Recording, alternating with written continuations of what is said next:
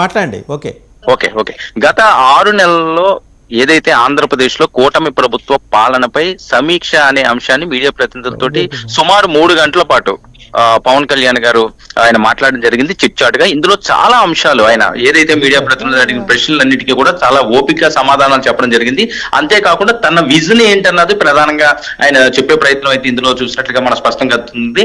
మరొక వైపు ముఖ్యంగా ఆయన తీసుకున్న నిర్ణయాలు ఏ రకంగా పాలన మీద ఆయన దృష్టి సారించారు. మొదటి 2 నెలలు నాకు అనుభవం లేదు కాబట్టి పూర్తి స్థాయిలో అసలు ఆంధ్రప్రదేశ్ లో ఉన్న ఇబ్బందులు ఏంటి, గత ప్రభుత్వంలో జరిగిన తప్పులు ఏంటి అన్న దాని మీద సమీక్షలు నిర్వహించుకోవడానికే నాకు సమయం పట్టింది. ఇక్కడ నుంచి నేను యాక్షన్ లోకి దిగుతానని చెప్తారు. మరొక కీలక నిర్ణయాన్ని ఈ రోజు మీడియా ప్రతినిధుల ద్వారా ఆయన ప్రకటించడం జరిగింది. ప్రతి నెల 14 రోజుల పాటు ఆయన పల్లె నిద్ర చేయడానికి సర్వం సిద్ధం చేస్తున్నట్లుగా చెప్తున్నారు. అంటే సంవత్సరంలో 6 నెలల పాటు ఆయన గ్రామీణ ప్రాంతాల్లో ఏదైతే తన శాఖలకు సంబంధించిన ఆ ప్రాంతాలు ఉన్నాయో దానికి సంబంధించి రాష్ట్ర వ్యాప్తంగా కూడా ఒక ఏజెన్సీ ప్రాంతాలు ఉన్నాయండి, లేకపోతే పంచాయతీలకు సంబంధించిన అంశాలు ఉన్నాయండి, లేకపోతే వేరే అంశాలు ఉన్నాయండి. ఈ వీటి మీదే ప్రధానంగా దుస్సారిస్తున్నట్టుగా చెప్తున్నారు. ఎందుకంటే ఏసీ రూముల్లో కనుక్కుంటూ క్షమిక్షలు నిర్వహించే రాజకీయాలను ఇప్పటి వరకు చూశారు. కానీ ప్రజల్లోకి వెళితేనే వాస్తవాలు తెలిసి వస్తుంది. ఎందుకంటే అటు విజయనగరం ఏజెన్సీ ప్రాంతాలు ఉన్నాయండి, లేకపోతే విశాఖపట్నం ఏజెన్సీ ప్రాంతాల్లో కూడా గత 2-3 రోజుల క్రితం ఆయన పర్యటించిన ఆ తీరుపై చాలా అంశాలు నా దృష్టికి రావడం జరిగింది. సో నేను ప్రత్యక్షంగా వెళ్తేనే తప్పించి అక్కడ కదలికలు రావు కాబట్టి వాటి మీద పూర్తి స్థాయిలో దృష్టి సారిస్తానని కీలక నిర్ణయం. అంటే ఏ రాజకీయ నాయకుడు ఏ మంత్రి స్థాయి వ్యక్తి కూడా ఇలాంటి నిర్ణయాన్ని తీసుకోరు. నెలలో 14 రోజులు పూర్తి స్థాయిలో ఆయన గ్రామీణ ప్రాంతాల్లోనే లేకపోతే ఏజెన్సీ ప్రాంతాల్లోనే కూడా పర్యటిస్తానని చెప్పి ఆయన చెప్పడం జరిగింది. వచ్చే నెల నుంచి దీని కార్యాచరణ చేస్తారంటే పండగ తర్వాత దీని కార్యాచరణ సంక్రాంతి తర్వాత చేసే విధంగా ఆయన రూపకల్పన చేసినట్లుగా చెప్తారు. అంతేకాకుండా ప్రధానంగా అల్లు అర్జున్ ఏదైతే గత కొన్ని రోజులుగా పుష్ప అనే సినిమా మీద వస్తున్న వాటి మీద కూడా ఆయన క్లారిటీ ఇవ్వడం జరిగింది. గోరుతో పోయేదాన్ని గొడ్డల వరకు తీసుకొచ్చుకున్నారు ఆ మూవీ యూనిట్ అని చెప్పి ఆయన చెప్పడం జరిగింది. ఏదైతే ఆ రోజు ఘటన జరిగిందో ఆ రోజే దాని మీద వాళ్ళు స్పందించినా లేకపోతే ఆ టీం ఎవరైనా ఓకే అల్లు అర్జున్ వెళ్ళకపోయినప్పటికీ కూడా నిర్మాతలు కానీ దర్శకులు కానీ ఆ కోర్ టీం ఎవరైతే ఉన్నారో వాళ్ళు వెళ్ళి ఆయన పరామర్శించి మేము ఉన్నామన్న భరోసా ఇస్తే అక్కడతో అది క్లియర్ అయిపోయింది. కానీ అది చేయకుండా అది ఎక్కడికో తీసుకెళ్లే పరిస్థితి తీసుకొచ్చారో, అరెస్ట్ కూడా దారి చేసిన నేపథ్యం అని చెబుతూనే రేవంత్ రెడ్డి గారిని ఈ అంశంలోనే కాకుండా ఆంధ్రప్రదేశ్ ఏదైతే తెలుగు రాష్ట్రాలకు సంబంధించి ముఖ్యమంత్రి ఒక పక్క చంద్రబాబు నాయుడు గారు మరో పక్క రేవంత్ గారు అవనండి ముక్కుసూటిగా వాళ్ళు దూకుడుగా వెళ్తున్నారు. ఇది మంచి పరిణామం, ఎక్కడో దగ్గర ఒక చేంజ్ రావాలని చెప్పి కూడా ఆయన పేర్కోవడం జరిగింది. అంతేకాకుండా తన మీద ఏదైతే నకిలీ ఐపీఎస్ మొన్న రావడం ఇలాంటి వాటి మీద కూడా హోంశాఖ పూర్తి స్థాయిలో దృష్టి పెట్టించాలి, నేను ఎవరికి కూడా భయపడే పరిస్థితి లేదు, అన్నికి తెగించే నేను ఈ రంగంలోకి దిగానని చెప్పి కూడా ఆయన పునరుద్ఘాటన ఇచ్చారు. అంతేకాకుండా తన చిన్నప్పుడు బాల్య అంశాలను కూడా చిన్నప్పుడు తన జరిగిన కొన్ని ఇన్సిడెంట్లు కూడా ఈ రోజు మీడియా ప్రతినిధులు అంటే గతంలో పవన్ కళ్యాణ్ గారు ఎప్పుడు ప్రస్తావించినటువంటి అంశాలు చాలా అంశాలు ఇందులో ఈయన మాట్లాడడం జరిగింది. అంటే మనసు విప్పి ఈ రోజు పూర్తి స్థాయిలో ఈయన మాట్లాడాడని అనుకోవచ్చు. ఈ విధంగానే ప్రతి 3 నెలలు కూడా మీడియా ప్రతినిధులతో ప్రత్యేక సమావేశాన్ని ఏర్పాటు చేసి ఇన్పుట్స్ కూడా తీసుకుంటానని చెప్పడం జరిగింది. మరొక వైపు ఏవైతే పండగ రిలీజ్ అయ్యే సినిమాలు ఉన్నాయో అందరూ ఆసక్తిగా ఎదురు చూస్తున్నారు. దానికి ఏమవుతుంది, బెనిఫిట్ షోలు ఇస్తారా, టికెట్ల ధరలు పెంచుకొని ఇస్తారని ఆంధ్రప్రదేశ్ ప్రభుత్వం అంతే మితి మీరకుండా బెనిఫిట్ షోలు కానీ లేకపోతే రేట్ల అంశంలో కానీ సానుకూలంగా మేము స్పందిస్తాము, దాని గ్రీన్ సిగ్నల్ ఇస్తాం. అలాగే తెలంగాణ ప్రభుత్వం కూడా ఆ రకంగానే సినీ ఇండస్ట్రీని ఆదుకునే విధంగా ఉంటుందని చెప్పి ఆశాభావాన్ని ఆయన వ్యక్తం చేయడం. అంతేకాకుండా సినీ ఇండస్ట్రీలో ప్రక్షాళన జరగాల్సిన అవసరం ఉంది అని చెప్పి కూడా ఆయన ప్రధానంగా చెప్పడం జరిగింది. దీని మీద కూడా ప్రత్యేకంగా మేము దృష్టి సారిస్తామని చెప్తున్నాం. అంటే ఓవరాల్ గా ఇక్కడ ఒక విషయం అండి, ఇండస్ట్రీలో ప్రక్షాళన ఒకటి, అలాగే సినిమాకి స్టేటస్ డిసిప్లిన్ ఉండాలి అని 2 కీలకమైన వ్యాఖ్యలు చేశారు. అవును, దేన్ని నేపథ్యంగా తీసుకుని ఈ వ్యాఖ్యలు ఆయన చేసి ఉంటారని అనుకోవచ్చు.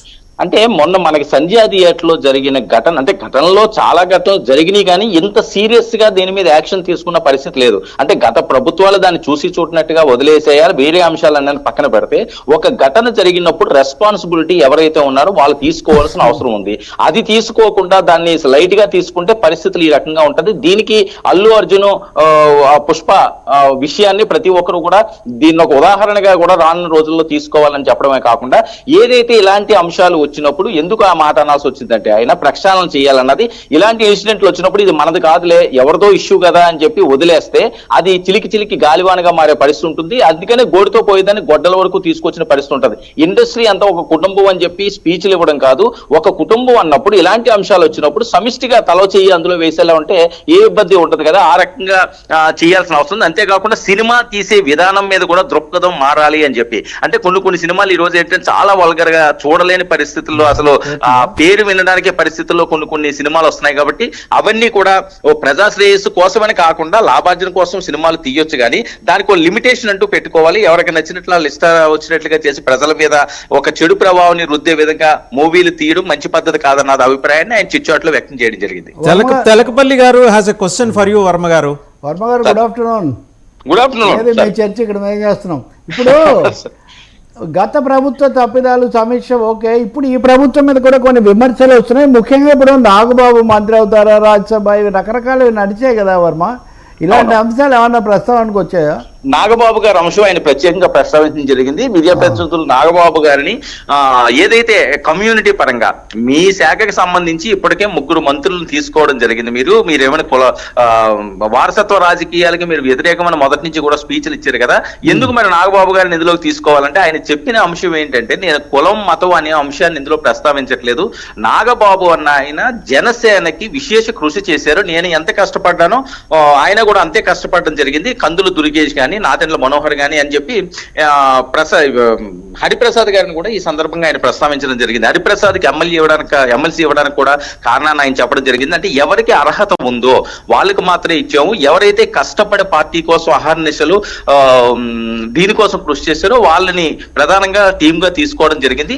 నెక్స్ట్ వచ్చే వాళ్ళకి అందరికీ కూడా అన్ని రకాలకి అన్ని కులాలకి సమానంగా చూసే విధంగా ఉంటుంది. అంటే మాకు వచ్చిన రేషియో కూడా చాలా తక్కువ కదా, 21 ఎమ్మెల్యేలే ఉన్నారు. నాకు వచ్చే తెలుగుదేశం పార్టీతో పోల్చుకుంటే చాలా తక్కువగా మాకు వస్తాయి కాబట్టి ఈ కార్పొరేషన్లు అవిని అందువల్ల ఇవ్వలేకపోయి ఉండొచ్చేమో కానీ ప్రతి ఒక్కరికి కూడా న్యాయం చేసే విధంగానే మేము చేస్తాము అని చెప్పి ఆయన చెప్పడం జరిగింది. అంటే హోంశాఖ అనేది కొంచెం చక్కదిద్దుకోవడం అనేది కూడా ప్రస్తావించారు అనుకోవాలి మీరు చెప్పండి. ఖచ్చితంగా, ఎందుకంటే మొన్న నకిలీ ఐపీఎస్ అనే అంశం అనండి, గతంలో అంశం అనండి, అంటే పోలీసు శాఖ అన్నది కాదండి, ప్రత్యేకంగా హోంశాఖ అనే కాకుండా అన్ని శాఖల మీద కూడా ఒక పూర్తి స్థాయిలో గతంలో ఏదైతే ఒక నిర్లిప్తత కనిపించిందో దాన్ని పూర్తిగా ప్రతి ఒక్కరు కూడా వేయాల్సిన అవసరం ఉంది. అధికారులు నాయకులు సమిష్టిగా ఇద్దరు ఒక కాంబో తోటి ముందుకు సాగాలి అని చెప్పి ప్రధానంగా ఆయన చెప్పే ప్రయత్నం అయితే చేయడం జరిగింది. ఆ విధంగానే నేను ముందుకు సాగుతున్నాను. ఎక్కడైనా డిఫరెన్సెస్ వచ్చినా సరే దాన్ని సర్దుబాటు చేసుకుని ముందుకు వెళ్లాల్సిన అవసరం ఉంది. 6 నెలలు అయ్యింది కాబట్టి నేను ఇప్పుడు ఇంకా పాఠాలు నేర్చుకుంటున్నాను. ఖచ్చితంగా వచ్చే ఏడాది కల్లా పూర్తి స్థాయిలో నా పోర్ట్ఫోలియో ఏముంటాయి దాని మీద ఏంటి, లేకపోతే రాష్ట్ర పాలన మీద కూడా దృష్టి పెడతాను. అంతేకాకుండా జనసేన పార్టీని నేను ఇప్పటి వరకు కూడా కాస్త అలసత్యం చేశాను ఈ 6 నెలల్లోని. సో జనవరి తర్వాత పూర్తి స్థాయిలో సంస్థాగతంగా పార్టీని కూడా బలపెట్టే విధంగా చర్యలు తీసుకుంటాం. ఎందుకంటే ఇప్పుడు ఎవరైతే కోర్ టీం ఉన్నారో జనసేనకు సంబంధించిన వాళ్ళందరూ కూడా పదవుల్లో ఉన్నారు కాబట్టి కొద్దిగా పార్టీకి సంబంధించి కార్యక్రమాల్లో నేను పాల్గొనలేకపోతున్నాను. కార్యకర్తలు కూడా చాలా ఆవేదన వ్యక్తం చేస్తారు. వాళ్ళన్నింటినీ కూడా నేను సెటిలైట్ చేస్తానని చెప్పడం జరిగింది. రైట్, థ్యాంక్ యూ వర్మ గారు, థ్యాంక్ యూ వెరీ మచ్. చాలా డీటెయిల్డ్ గా వైఖరి చెప్పారు. అంటే నిన్న కూడా పీఠాపురంలో ఏవో జరిగాయి. నిజానికి తెలుగుదేశం జనసేన సంబంధం